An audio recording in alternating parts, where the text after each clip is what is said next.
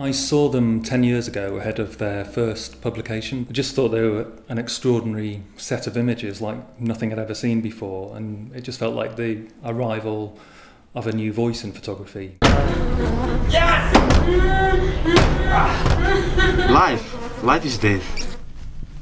I think most importantly what happened in Outland was I started to work with the subjects in a perhaps theatrical, transformative way. I was no longer what I guess one might call a documentary photographer. I was there to transform reality and through my mind and with the subjects and sort of in a cooperative way.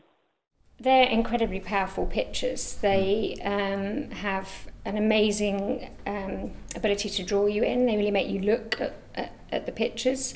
There's a sort of aesthetic power to them that you're not quite sure what you're looking at, so they push this sort of interesting boundary between fact and fiction. This photograph is called Brian and his pet pig, and Brian had a real affinity to this pig, and the pig had a real affinity to Brian, and the pig used to sleep in Brian's room, and he really loved the pig. And some day, one of the neighbors called the municipality and said, well, this guy's got a pig living on his property. And then the municipality came and said, well, you're not allowed to have pigs on the property. And Brian said, well, the pig's more intelligent than a dog. What's wrong with a pig? And they said, well, we're sorry.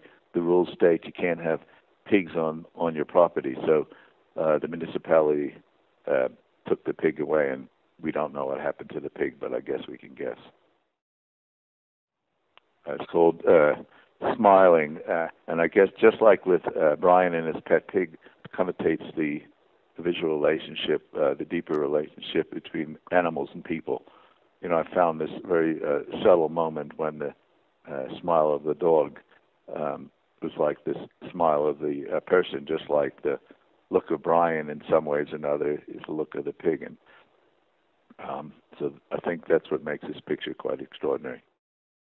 This was the first of many great photographs I took of Stan. You know, it's a very abstract picture in its own way. I mean, so much of what I believe is important in photography is catching the right moment. I mean, people in contemporary photography tend to denigrate this concept, but I've always felt it's the most important thing in photography that separates it from the other media, and I was really quite pleased the way I caught those two dogs around that skeleton with Stan looking in a particular way. So it's a very enigmatic photograph, but also a great photograph in the way I caught the moment.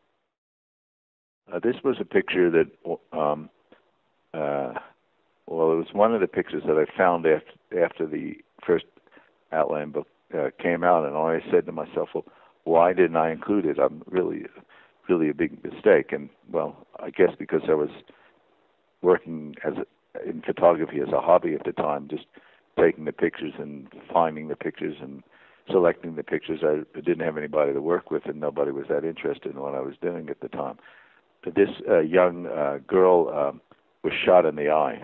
Somebody robbed their parents' house or their apartment, and one of the awful things that happened in that house was the child got shot in the eye and lost that eye. And it's quite a poignant photograph. Were you taking photos today? I'm in Johannesburg today. I'm taking some pictures of rats myself. What ones? White ones, black ones, and gray ones.